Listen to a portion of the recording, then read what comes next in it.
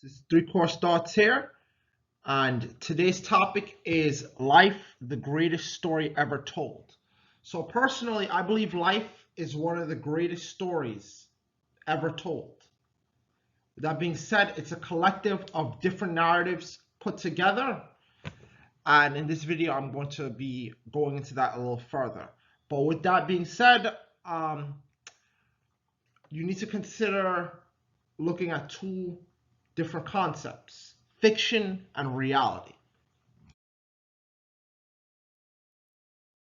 And when one of these concepts, reality, comes up, what is reality really? Is it something that older people or tell younger people to make themselves sound important, or it's a legitimate passing on of wisdom? Is reality a monotonous series of events from when you are born, living your life to dying, to when you die? Is it denial of possibilities in the name of logic and reason? So is it like, be more realistic? Don't follow those dreams. It's ridiculous. It's not realistic. Is it something that many people desire to escape from? Is it a series of interrelated paradoxes that may be beyond our understanding, that is dealt with on a constant basis? So day to day, every day, things that are opposite, opposing one another, that we may not fully understand, or we think we understand. Is that reality? What is reality to you? How do you define reality? So that's the first. Now the second concept to consider with this topic is, what is fiction? What is fiction? Is fiction a medium in which a person can temporarily escape whatever they're going through or whatever's going on around them? Is it wish fulfillment? Is it a soundboard for true self-expression? So if you're one of those quote-unquote creative types and you make a source of fiction, fan fiction, your own work of art fiction or something, is it a soundboard for your self-expression? Is it a space in which difficult problems can easily be solved? So a problem in the story may be something that's representative of real life or something, and in which they represent difficult problems, but yet the problems may be solved from your point of view, solved very easily, like world peace achieved, people understanding each other, and so forth. Is it a setting in which paradox is limited or non-existent? What is fiction to you? What is fiction? That's the second concept that you take in mind. Okay. Now we're getting to the meat and potatoes of this video. So, fiction versus reality. So these two concepts now juxtapose, head to head with one another. We described them separately, and hopefully you considered what both of them are to you, fiction and reality. Now, I have a question for you guys, or more so a statement.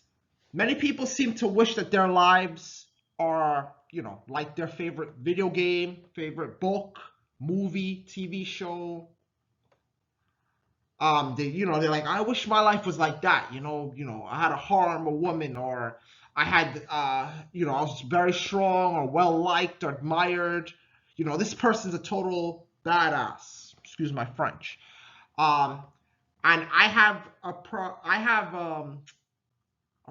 not a proposition, but more so a suggestion.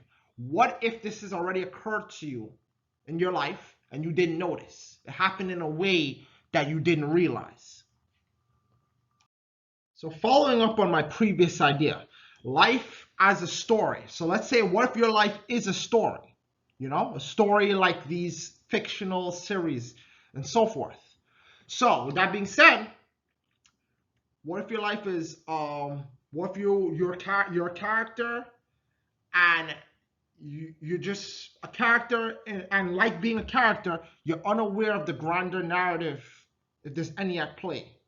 So let's say, think of your favorite story characters. Most of the times, unless they're breaking the fourth wall or it's the author's liberty, most of the times they're unaware that they're even a part of a story where there's an audience watching them, that they have fans, all good stuff. To them, that is their reality. That's their life. They're fictional to you and I, but to them that's real for them, you know. But continuing on with that notion, with your life being a story, you know, you might be the protagonist of your own life. Protagonist is pretty much a point of view character. So for your story, your life, you're the protagonist of that, you know. Because with your life, things are from your point of view, your perspective. You know, you have your goals, your dreams, your aspirations, and so forth. With that being said, though, from other people's perspective, from other quote-unquote protagonists of their own life, their own story, when they intersect, you have a crossover, if you will. From their perspective, you could be a supporting character, like their best friend or a friend or something of that sort, a mentor. You could be fodder, like someone that you pass on a train, you know, you don't know anything about them, they don't know anything about you, you know, so you're just some passerby that just took up space, you know, for some reason. Or you can even be an antagonist. Your goals, aspirations, and personality might oppose someone else's goals, personality, and aspirations. Another point with that being said is our, you know, life contains many aspects, many emotions, many things occur in life, whether they be random, part of a grander scheme, and so forth. And many of these aspects contain tragedy. You know, you have very tragic elements. You try your best sometimes and it doesn't work out, or, you know, you lack experience or knowledge and it comes back to bite you in the rear end, you know where. It has many comedic elements, you know, silly things happen, things you wasn't expecting that, you know, you may find humorous, things fortunate, unfortunate, happen to other people you might find also humorous. So there's a comedic element. There's also a romance element, you know, or potential romance elements. Not all the time, but, you know, it's definitely existent. I'm sure some of your lives are within your life at some point or still ongoing. And there's also drama, you know. How am I going to get through this situation? How am I going to pay the bills today? How am I going to get from point A to point B? I'm in a particular bind right now. How do I get out of it? And this is encompassed in the day-to-day experience that we might consider monotonous because we got used to it. We took it for granted and so forth. Continuing on that, another point is that we all have our own abilities, our own strengths and weaknesses, just like these characters that, you know, we might see in the media all the time. And with that being said, continuing on again, we have several different character arcs, or we might not have any. So character arc is basically quote-unquote character development. You go through a series of events in which, you know, you may be challenged and it reveals things about your character.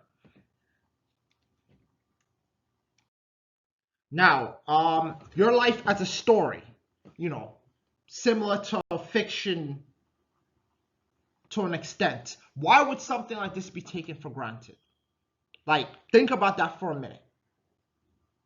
So, some things I think as to why it might be taken for granted is that it's a common experience. So, it's real to you.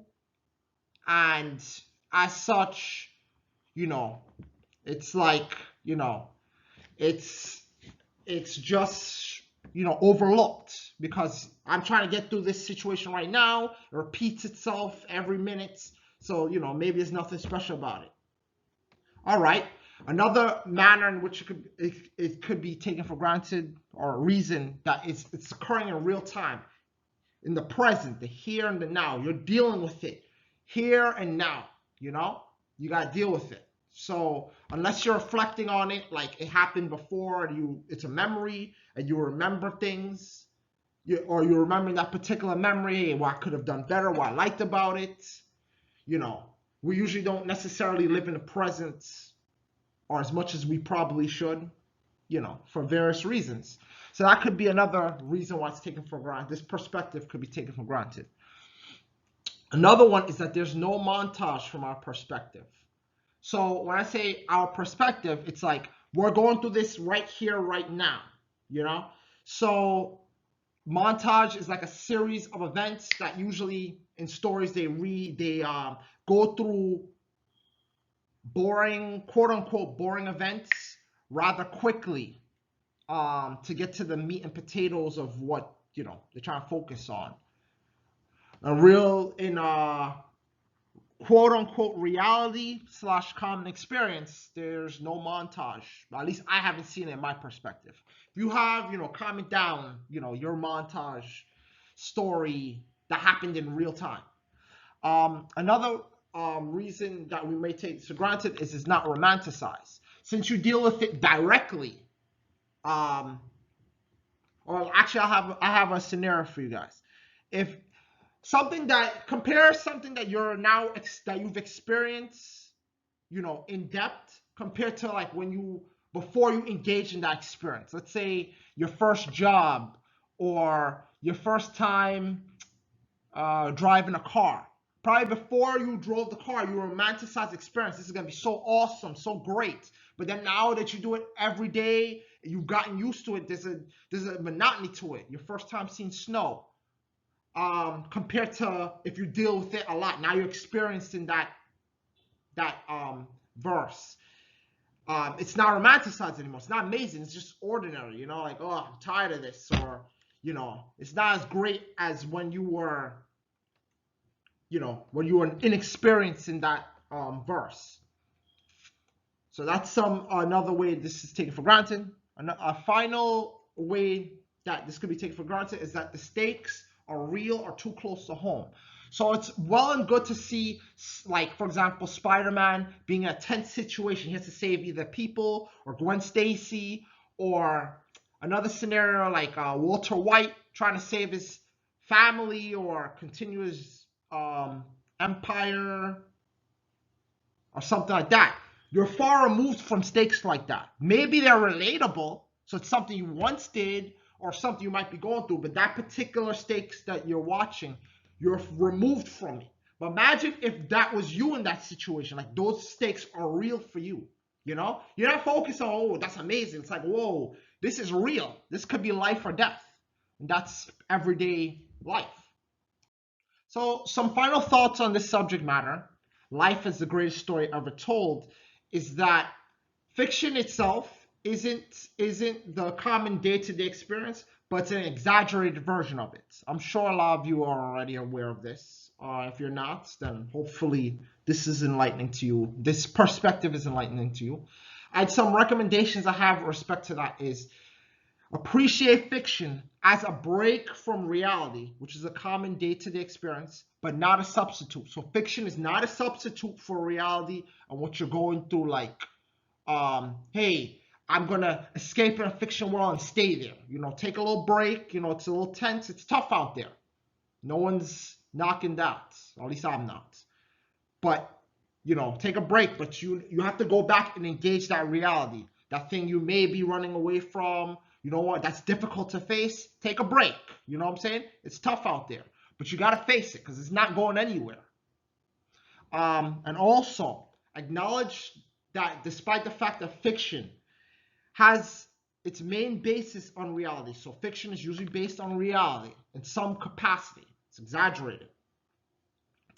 That hopefully you can appreciate reality even more, because the fictional worlds that you might like, appreciate and stuff like things of that nature, it's based on, its inspirations from reality, whether it's a possibility in reality or something of that nature. So hopefully within the course of this video, if you didn't already think this or have this perspective, that life is a great story. It's a collective narrative of people's different experiences all put together. So people's different chapters of their lives all put together. So it's a giant crossover story. Once again, the motto of this channel, 3 Course Thoughts: reflection, framework, action. All right, so reflect on, you know, things that you see around you, your own experiences, things that advice people gave you. Form a framework with respect to that reflection, and then try your best to best of your ability to act on it. All right, guys, take care.